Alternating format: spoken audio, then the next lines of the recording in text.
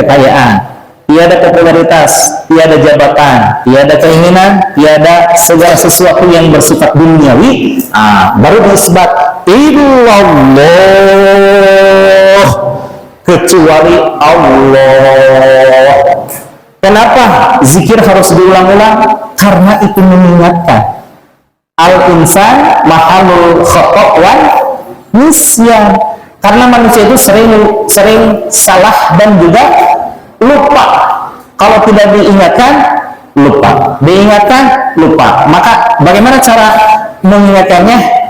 Saya teringat dengan guru kita, Syekh Ahmad Sahibul Wafatul Arubih. Saya mah begini-begini aja, saya mah orang jelek. Bagus itu nak. Aduh, saya mah pikir teh lupa lagi, bagus itu nak. Abah kenapa? Saya orang jelek, orang yang suka lupa, selalu dibilang bagus. Ya bagus atau kalau seandainya lupa, berarti itu sudah merasa. Kan itu lebih baik daripada dulu. Memang dulu mah lupa tapi tidak merasa. Kan lebih baik sekarang lupa tapi sudah merasa. Betul ya? Sederhana kalimatnya tapi subhanallah. Bagaimana solusinya? Kalau lupa, ingatkan lagi. Kalau putus, sambungkan lagi. Sesimpel itu.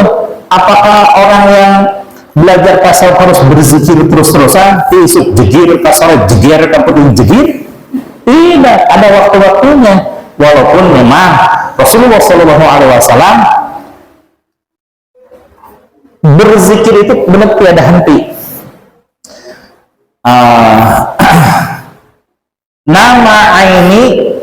Nama aina ini walam yanam qalbi. Luar biasa nih kalimat Rasulullah SAW. Saya melihat hadis itu ya, ternyata banyak dibohong. Yang disampaikan kepada masyarakat itu hanya urusan hanya sampai pada kalimat tentang apa itu namanya, tentang tarawih. Padahal sedikit lagi, ini kenapa hadisnya sama, satu sumber, tapi tidak pernah disampaikan.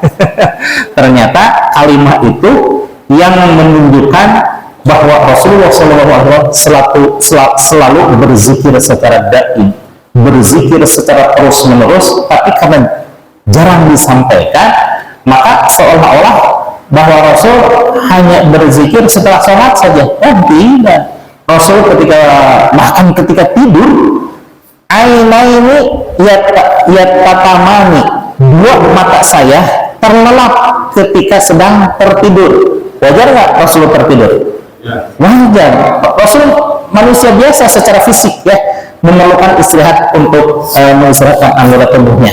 Walam qalbi, yang istimewa adalah qalbunya beliau tidak pernah beristirahat, senantiasa being connected to Allah, tersambung kepada Allah, berzikir kepada Allah ya. Nah, siapa yang biasa seperti itu? Al-anbiya wal awliya. Para nabi sudah pasti itu. Kalau para wali sudah pasti juga, tapi ada tingkat-tingkatannya. Kalau mursyid kamil mukamil itu hampir mendekati Rasulullah dari sisi ketersambungannya dengan Allah. Kalau sudah tersambung seperti itu, subhanallah lah gitu ya. Jangankan beliau-beliau yang sudah merasakan nikmatnya berzikir, murid-murid dari murid-muridnya beliau yang paling berkokok, siapa yang muridnya beliau yang paling berkokok? Saya gitu ya, yang paling berkokok ya saya. Nah, yang paling berkokok seperti saya saja gitu ya, berzikir paling semenit 2 menit, tapi sudah merasakan nikmatnya. Apalagi beliau yang sudah senantiasa istiqomah di dalam berzikir, nikmatnya luar biasa ya.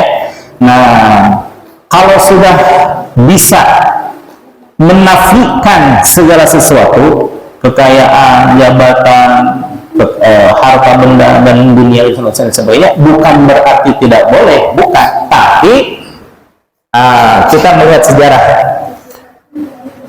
Tuan Syekh Abdul Qadir Al-Jailani orang yang paling kaya sekota Baghdad.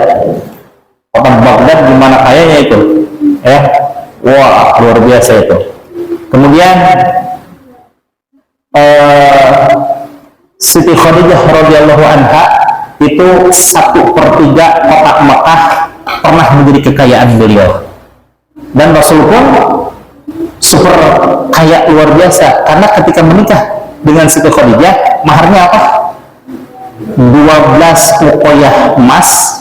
12 uqoyah emas itu seperempat 1/4 kilo teh berapa itunya? 25 ya? 250 gram ya. Berarti 12 berarti berapa itu? 2,5 kilo, betul ya? 2,5 kilo.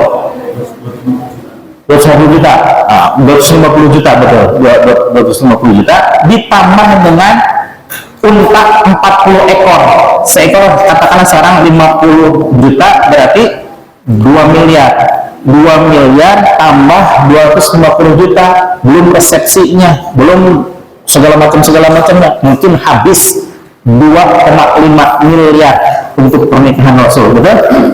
Untuk ukuran zaman sekarang maupun pemuda zaman dulu 2,5 miliar berat nggak itu? Berat gitu ya zaman sekarang. Tapi bagi Rasulullah cincai saya. Kenapa? Rasul kaya, betul ya? Bapak dan ibu kalau nanya ke saya gitu zaman sekarang, dan punya 1.000 nggak? Cincai itu 1.000 mah. Kenapa? Saya punya 10.000 nya ada ini.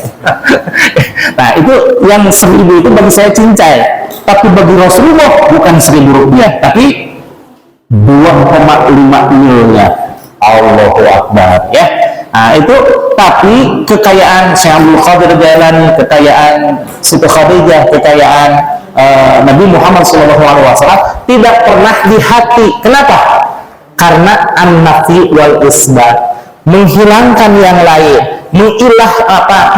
menafikan ilah-ilah yang lain, menafikan kekayaan, menafikan popularitas, menafikan segala sesuatu yang terkait duniawi, wal isbat, menetapkan yang satu. Apa itu yang satu? Illallah, hanya Allah. La ilaha illallah, la ilaha illallah. Tiada Tuhan selain Allah, tiada kekayaan selain Allah, tiada komunitas selain Allah, tiada segala sesuatu kecuali Allah.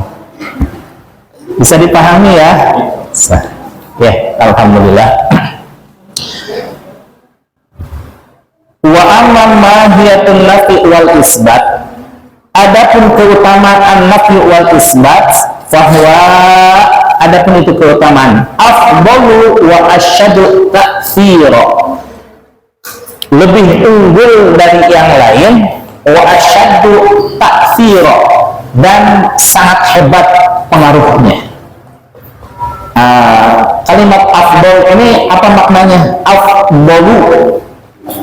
Afdal itu lebih utama, lebih besar, lebih terang, lebih jelas, dan lain sebagainya. Kalimat afdalu la ilaha illallah, Allah Subhanahu wa ta'ala sendiri menyatakan dalam hadis qudsi, man qala la ilaha illallah, barang siapa yang mengucapkan kalimat la ilaha illallah, dakhala hisni, maka seolah-olah orang tersebut sudah masuk ke dalam bentengku. Wa man dakhala hisni amina min adabi, dan orang yang sudah masuk bentengku maka amanlah dia dari azabku. Subhanallah, siapa orang yang bisa menembus bentengnya manusia? Hanya segelintir orang. Tapi siapa yang mampu menembus bentengnya Allah? Tidak ada yang sanggup. Kalau sudah masuk bentengnya Allah, aman dari azabku. Sedangkan kedahsyatan lumpur lapindo aja kita merasa ngeri ya, 9 kecamatan ambles. Tapi itu tidak ada apa-apanya. Jangankan dibanding itu dengan corona yang hampir seluruh dunia, tidak ada apa-apanya. Corona masih kecil itu. Dengan kedahsyatan neraka, tidak ada apa-apanya. Kenapa? Ada